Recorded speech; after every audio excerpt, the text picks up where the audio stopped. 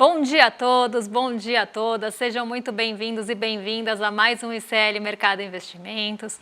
Hoje estou sozinha aqui no estúdio, mas na segunda-feira André já deve voltar aqui com a gente. Então vamos aí passar pelos principais assuntos do dia. Eu vou cumprir a minha dívida com vocês, porque eu falei que eu ia trazer PMI e inflação da zona do euro ontem, e eu vou cumprir aí, então hoje a gente vai passar por esses assuntos. Eu não quero ter que negociar isso no desenrola depois, então eu vou cumprir a dívida aí com a audiência e vou trazer os dois dados que ficaram aí, que eu fiquei devendo ontem. A gente também vai falar aí da confiança do consumidor aqui no Brasil, dado fresquinho que saiu pela manhã aí divulgado pela FGV.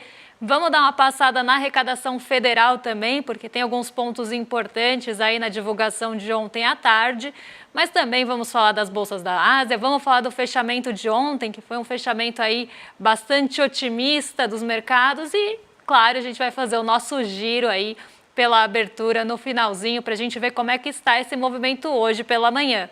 Mas antes de tudo isso, vamos começar pela nossa agenda, porque a gente tem uma agenda mais recheada hoje. Hoje não é aquela agenda vazia que a gente estava vendo no restante da semana, é uma agenda com mais indicadores, então a gente vai trazer aí os principais pontos para vocês. Tá? Então a gente tem na Alemanha o PIB da Alemanha sendo divulgado, então o PIB do quarto trimestre final na Alemanha. A gente continua tendo ali a participação de membros e dirigentes do Banco da Inglaterra, dessa vez num café da manhã na África do Sul. Esses pronunciamentos, né, os dirigentes eles estão muito no radar, como eu tenho falado bastante, porque qualquer sinalização em relação à política monetária pode trazer aí um movimento para o mercado, já que isso está bem no radar. A gente tem o IPC de fevereiro divulgado pela FIP, esse é semanal, então a gente está falando da terceira quadricemana de fevereiro. Índice de sentimento das empresas também na Alemanha, então hoje dados aí importantes da Alemanha sendo divulgados lá na Europa. Temos outro evento aí envolvendo dirigentes do Banco Central, dessa vez Banco Central Europeu. A Isabel Schnabel vai falar aí em dois eventos hoje na Itália. A gente tem a sondagem do consumidor, esse dado saiu às 8 horas, a gente vai trazer para vocês aí como é que está a confiança do consumidor brasileiro nesse mês de fevereiro. Já adianto que está muito em linha com o que a gente falou da intenção de compra, da intenção ali de consumo. Então a gente vai entender esses dados e por que eles vieram dessa forma. Tem a sondagem da indústria agora às 10 horas. A gente tem também a participação tanto do Diogo Guilhem como também do Gabriel Galípolo em alguns eventos hoje. Então a gente tem aí membros do nosso Banco Central também participando de eventos durante o dia. Saem também os poços de petróleo em ação, né, e os que estão aí em operação nos Estados Unidos às 3 horas, algo que pode mexer aí com o mercado de petróleo. Temos aí também Christine Lagarde falando durante o dia. Então, como eu falei, bastante política monetária aí no radar, bastante política monetária no centro. E a gente tem também um feriado no Japão que manteve por lá os mercados fechados. Então hoje a gente não teve a bolsa japonesa operando, depois dela bater um recorde histórico ontem. Então hoje ela permaneceu fechada e provavelmente na segunda-feira deve aí repercutir os ânimos do mercado que estão bem aflorados aí nessa sexta-feira, justamente por conta do resultado, ainda por conta do resultado da Nvidia e dos estímulos na China.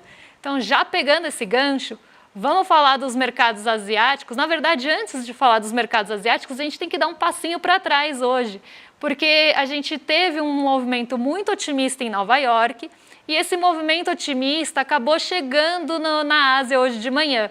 Então a gente vai passar primeiro pelo fechamento dos mercados ontem e aí a gente vai explicar por que esse movimento chegou tão forte na Ásia hoje de manhã.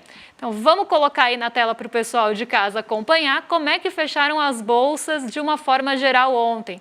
Porque como a gente está vendo aí, está todo mundo no azul, né? E em proporções diferentes. Então a gente vai entender por que esse movimento aconteceu e o que está aí impactando tudo isso, né? Por que a gente teve alta de dólar junto com alta de bolsa, que é um movimento um pouco mais atípico. Então vamos lá. O nosso Ibovespa ele subiu, mas ele teve uma alta um pouco mais modesta do que a gente está vendo em Nasdaq e S&P 500. Então, em Nova York, a gente teve uma alta aí muito grande, principalmente na Nasdaq, que é uma bolsa intensiva em tecnologia. porque por lá, né, quem ditou o ritmo foi a NVIDIA. Então a gente teve assim um lucro muito acima do esperado, uma receita muito acima da esperada também em relação aí os resultados da NVIDIA e também uma projeção, porque quando a gente tem a divulgação dos resultados, as empresas elas também mostram uma projeção aí para o futuro, o que esperar no ano, e a projeção também foi muito boa. Então o mercado ficou super otimista, tanto com o setor de tecnologia quanto o segmento de inteligência artificial. Isso deu uma injeção de ânimo em Nova York, mesmo num dia que as treasuries estavam ali elevando. Então a Bolsa ignorou, né, esse movimento de alta nos rendimentos das treasuries e conseguiu subir aí a Nasdaq 2,96 e o S&P 2,11. Tanto o S&P quanto o Dow Jones chegaram nas suas máximas históricas, renovaram aí recordes, justamente aí por essa aceleração que a gente viu lá em Nova York. Aqui no Brasil, esse ganho foi mais limitado, então a gente vê aí uma alta de 0,16. Por quê? A gente teve alguns pontos que acabaram favorecendo a nossa bolsa sim, mas outros que puxaram para baixo. Então o setor financeiro, por exemplo, que é um setor que tem um grande peso aqui no Ibovespa, limitou esse ganho. Então a gente teve uma alta, mas não tão aí puxada, não tão forte como a gente viu em Nova York. Outro ponto também que ajudou bastante ontem a nossa bolsa foi ali o setor metálico, né? Ele teve uma alta bem relevante no começo da manhã, mas depois ele acabou perdendo o fôlego. Então isso também reduziu um pouco do ganho do Ibovespa que a gente viu acontecer principalmente durante a manhã. E a gente teve também aí ontem um dia de redução nas nossas taxas de juros aqui no Brasil. Então aquela curva que mostra as expectativas do mercado para os vencimentos futuros de juros, então para vencimentos aí que vocês estão vendo, juros futuros aí no cantinho, né, a gente tem, por exemplo, os juros futuros para 2025, fevereiro de 2025, então daqui a um ano, em 9,96, e o DI futuro para janeiro de 2029 em 10,42. Os dois caíram ontem. E caíram ontem no momento que a gente estava tendo elevação nos juros dos Estados Unidos. Normalmente a gente tem esses movimentos sendo acompanhados, eles são movimentos que andam juntos. E aí ontem a gente viu o rendimento das treasuries subindo e os juros futuros aqui no Brasil caindo. Por quê? Um motivo que a gente falou bastante aí também durante a semana, que foi a reoneração de folha. Né? Então essa discussão, essa retomada da agenda econômica e da discussão em relação à reoneração de folha acabou aí trazendo uma calmaria, trazendo um pouco mais aí num sentimento de calma para o mercado em relação a juros. As nossas curvas, então, caíram, né? Então a gente vê os rendimentos dos nossos juros caindo aqui, então as expectativas para os juros estão arrefecendo, que o mercado está vendo um cenário mais confortável fiscal e, como eu sempre falo, o mercado olha muito para isso, é muito fiscalista, então a gente viu esse movimento chegando ao Brasil também e puxando para cima aí as nossas empresas mais ligadas a consumo doméstico. Então a gente está falando, por exemplo, de grandes varejistas. Então ontem a gente viu a Magazine Luiza, Casas Bahia em destaque, justamente respondendo aos juros futuros aqui no Brasil. Mas a gente teve também a elevação das treasuries nos Estados Unidos. E aí quando a gente tem esse movimento, sai recurso aqui do Brasil e vai recurso, e de uma forma geral do mundo, não é só do Brasil, sai recurso e vai ali para títulos de dívida dos Estados Unidos. Isso puxou o dólar para cima, então foi um dia atípico, né? A gente teve bolsa em alta e dólar em alta, justamente por esses movimentos divergentes aí que impactaram cada mercado. Então a gente teve o otimismo de Nova York chegando de uma forma geral no mundo, inclusive estoque 600 subindo ontem. A gente teve chegando aqui no Brasil e hoje de manhã chegando lá na Ásia. Então, o movimento aí das bolsas asiáticas respondeu muito a esse movimento de Nova York.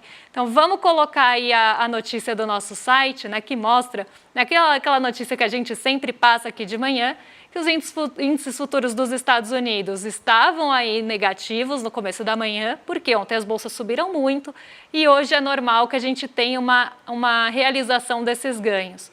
Mas a gente teve ali uma alta muito relevante, então a gente pode esperar já hoje um pouco aí de realização.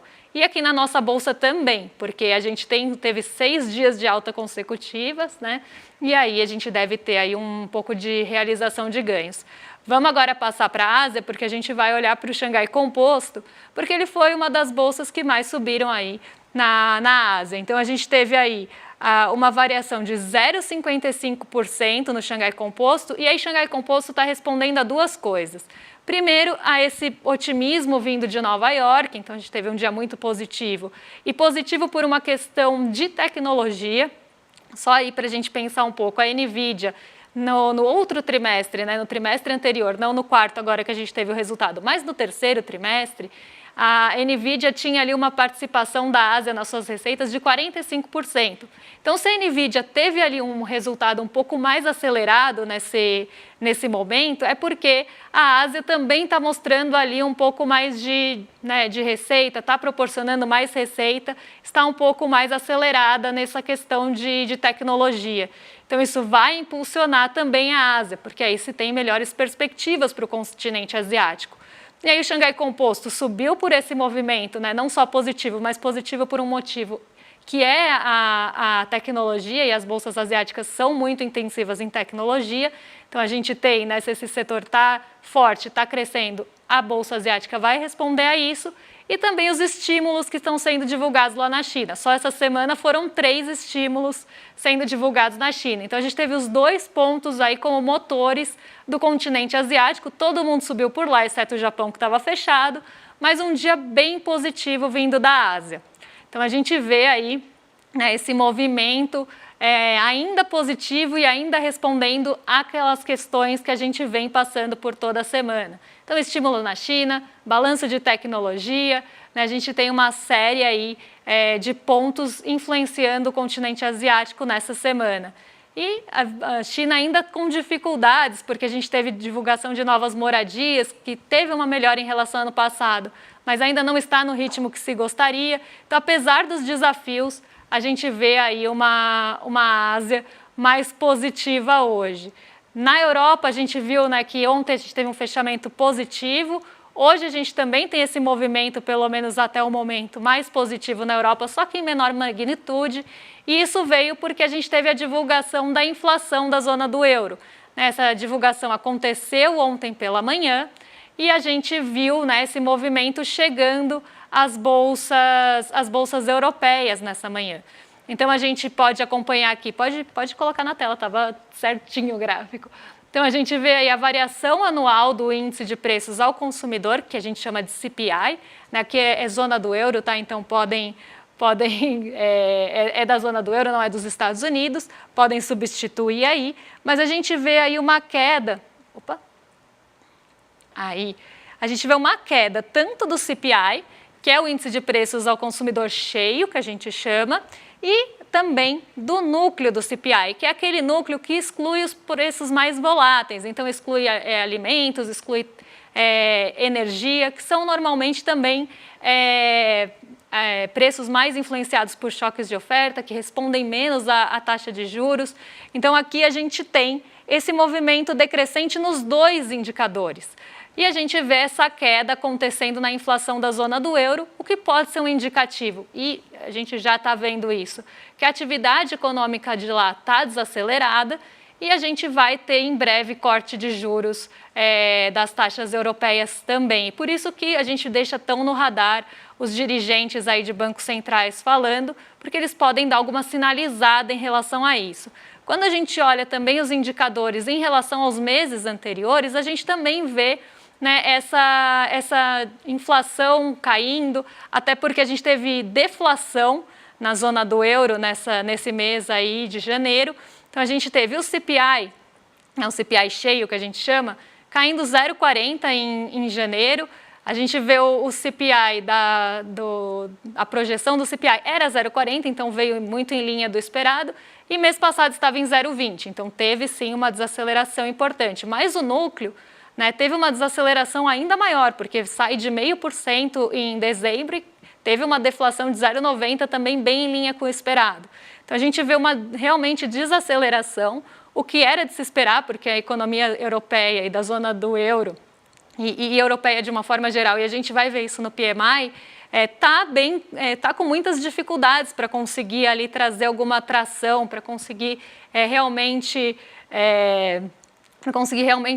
ter ali um crescimento, alguma atividade econômica. A gente viu isso no PIB, vai ver isso no PMI e agora está vendo isso na inflação. Porque é o que a gente sempre fala aqui, né? Se o paciente está com febre e você mata o paciente, ele não vai mais apresentar febre. É mais ou menos o que está acontecendo com a zona do euro. Estava com uma inflação acelerada. Você dá um remédio que vai acabar com a economia, vai acabar com a inflação também, mas está enterrando a economia junto. Quando a gente olha o acumulado em 12 meses do CPI, a gente vê uma variação mensal de 2,62 no acumulado em 12 meses até janeiro, e a gente tinha uma projeção de 2,93 e a gente vê uma desaceleração em relação ao mês passado. Mesma coisa no núcleo, então a gente vê realmente essa desaceleração, parece que já está bem na hora do Banco Central Europeu cortar as taxas de juros por lá, porque essas taxas de juros altíssimas que estão sendo praticadas para padrões até de zona do euro estão enforcando, estrangulando a economia mesmo. E aí quando a gente olha para os índices de gerente de compras, né, que são os PMIs, eles também deram um fôlego ontem nas bolsas, eles também tiveram aí algumas, a gente diria até que eles foram mistos. Por quê? A gente teve PMIs chegando aí a patamares de expansão. PMI é o nomezinho que a gente dá para índice dos gerentes de compras, é o apelido que a gente dá para índice dos gerentes de compras. E aí a gente vê esse PMI, principalmente de serviços, indo para o terreno da expansão, coisa que a gente não via há algum tempo na zona do euro. Mas o industrial ainda sofre, caiu em relação ao mês passado e também ficou abaixo da expectativa. Então aqui a gente vê uma dificuldade grande ainda da zona do euro mostrar alguma atividade industrial.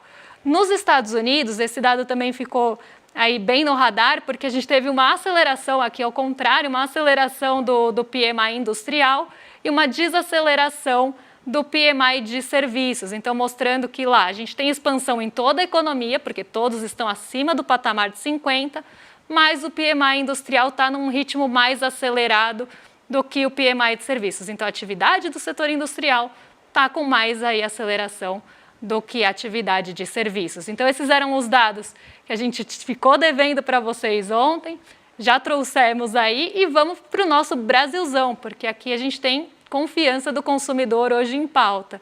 Foi o único dado divulgado hoje, né, aqui no Brasil com maior peso, com maior relevância, e a gente está vendo aí que a confiança do consumidor caiu agora, né, no mês de fevereiro, atingiu o seu menor patamar desde maio de 2023, então os consumidores estão menos confiantes, mas a gente tem aí um ponto importante, porque ele está melhor do que o ano passado, assim como a gente viu na intenção de consumo. Tá? Então, o índice de confiança ao consumidor ele é composto por 3 outros índices.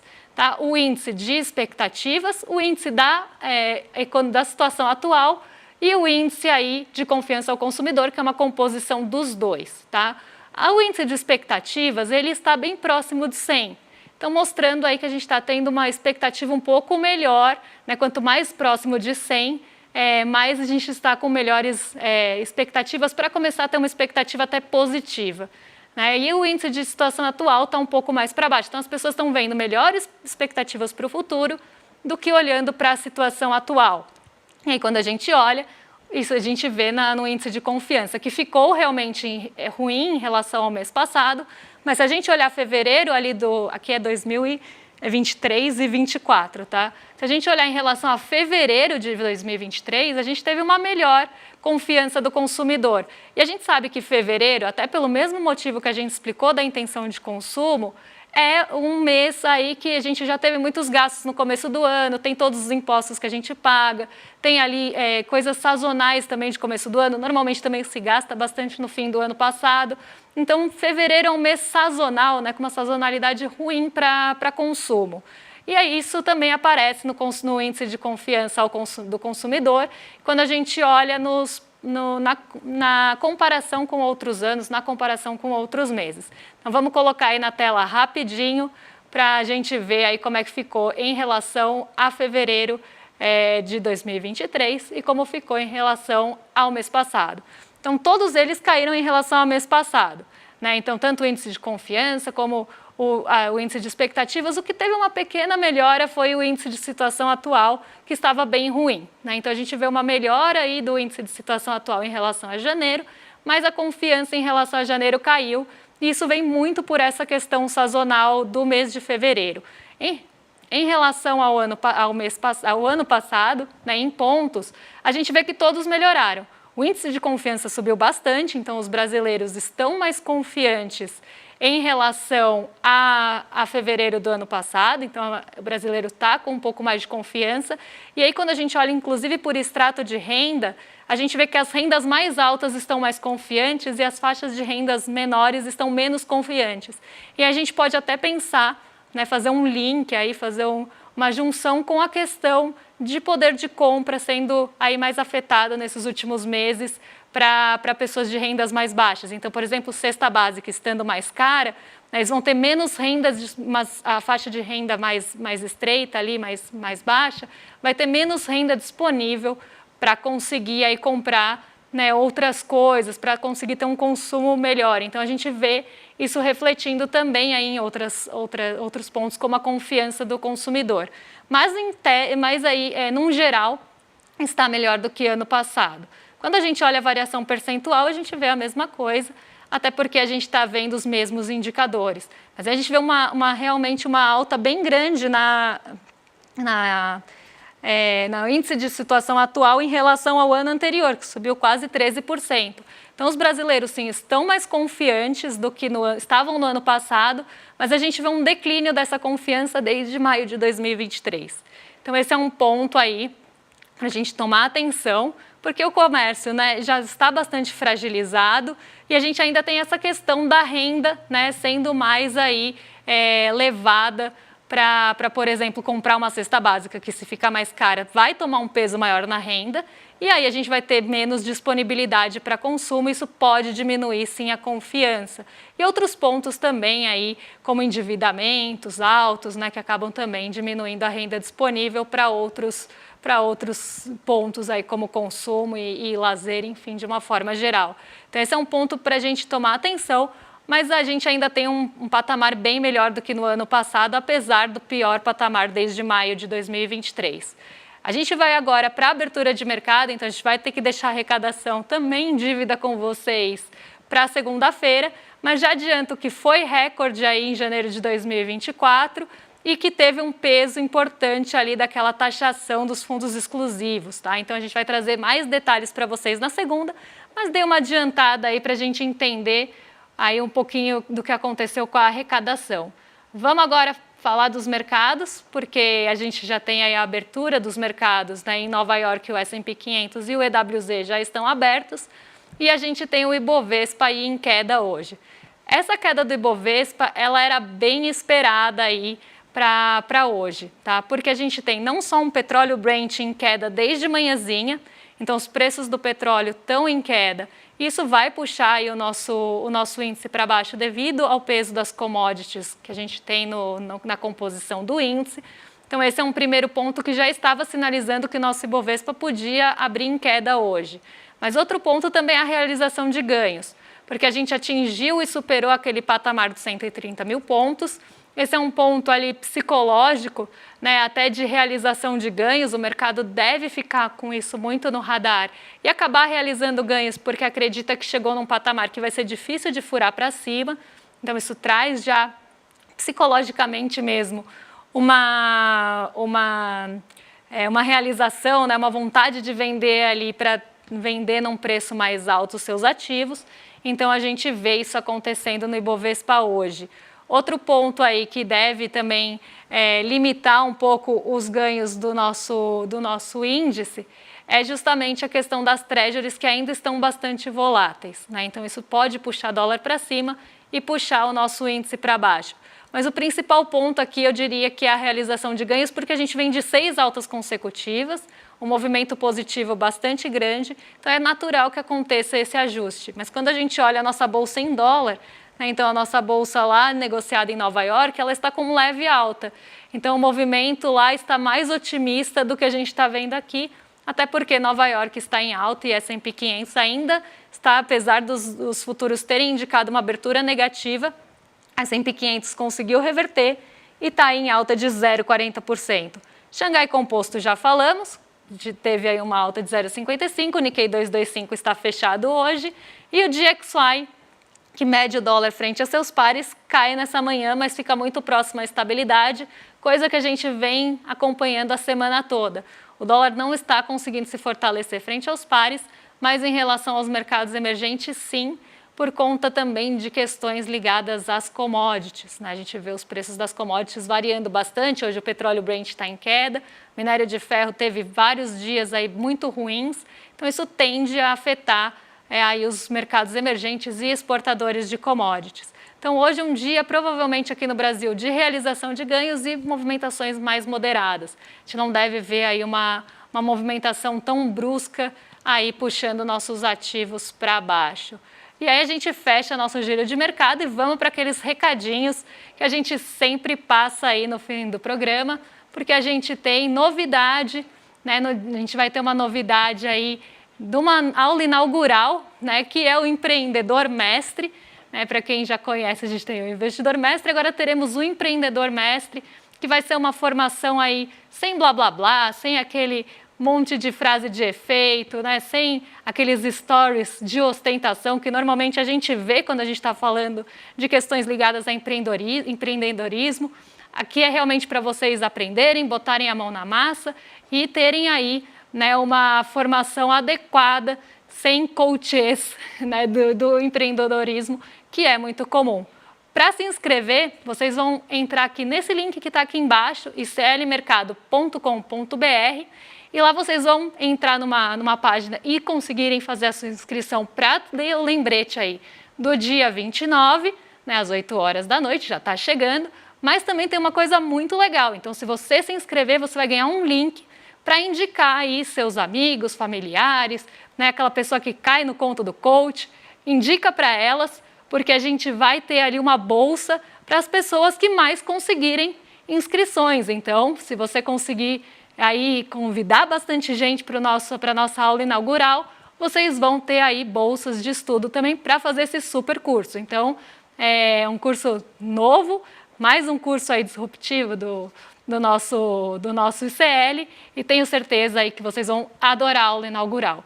Então, não percam essa chance e se inscrevam e indiquem, hein, porque muita gente aí está precisando aí fugir dessas ciladas. E na segunda-feira estamos de volta. Então, na segunda-feira, ICL Mercado Investimentos a partir das 11. Vamos cumprir nossa dívida e falar aí de mais detalhes da arrecadação federal. E vamos também trazer aquelas perspectivas para a semana. Se o mercado errou, acertou em relação a essa semana, já estou adiantando que errou rude, mas a gente tem aí os principais pontos da semana que vem para trazer para vocês, até porque tem muito indicador importante na semana que vem. Um beijão e até segunda-feira. Que beleza! Combinado, então. A turma vai, adorar a notícia.